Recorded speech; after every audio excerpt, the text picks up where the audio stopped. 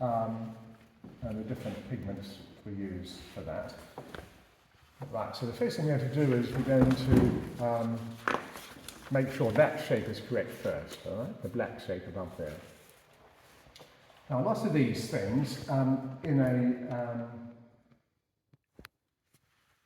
not very good photograph or photograph that's too small, it looks like one line. In fact, it might be maybe 2 or 3 layers. And this black line is an example. In reality, that would be made out of a fatter line that's slightly red. I'll exaggerate a bit. Like that.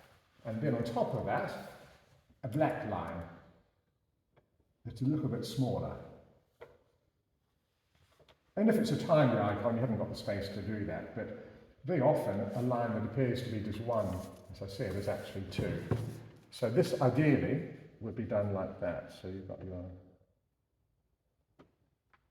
something like that. So why do you think that's better than just a straight black straight on top of what's before?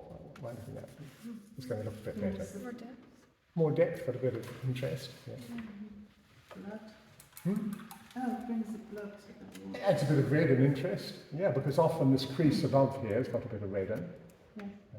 Oh, so this is for the crease, not the eyelids. No, this is this part. No, we're doing this here, the black.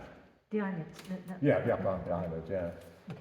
Yeah, so it also relates, it steps upwards. So this, if you're walking along, you hit the black and it's like a big cliff face. You go to that and it's a step. So in other words, you're relating to what's behind a bit. You want to avoid sudden changes, everything's sort of related. So there are various advantages. So mix up it's not very red, it's more like a black red, so let's put a bit more black in.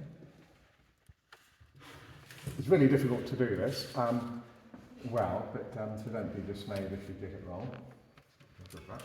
So what you want is a good sharp beginning. Well, get a good brush first. I think the one you don't need.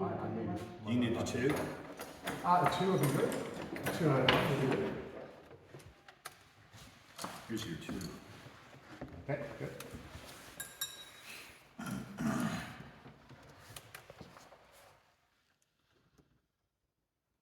Which red pigment are you using? Just stick with that one there, the English light red.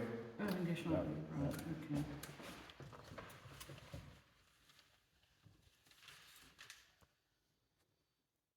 You'll be surprised how fat it's got to be at the top. Don't make this wiry, it's got to be quite fat at the top.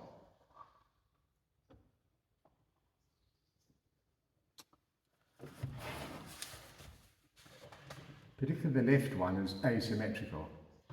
And the top is about 1/3 of the way along, it's off in the middle. So it rises quite quickly, flattens a bit, then descends more gradually.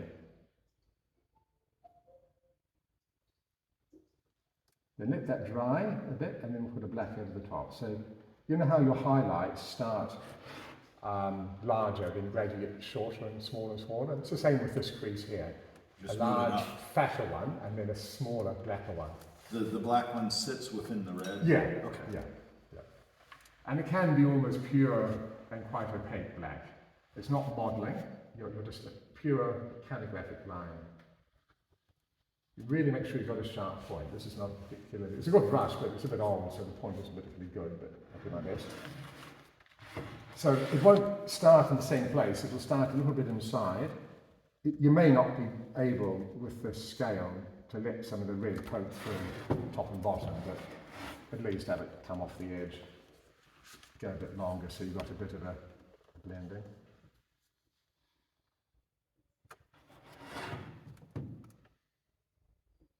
The eye is most important, as I've often said, so this is one reason why we have white highlights on it, but also almost a black. That contrast of white and black really draws you in. Can I just be clear in my head? You've done those eyelids first with the red black, Yeah. and then you've gone over in black. With the black, but the black is a bit, see that there? The black's a bit shorter and not as fat. Okay. Yeah. Okay. Oh, I haven't done that before.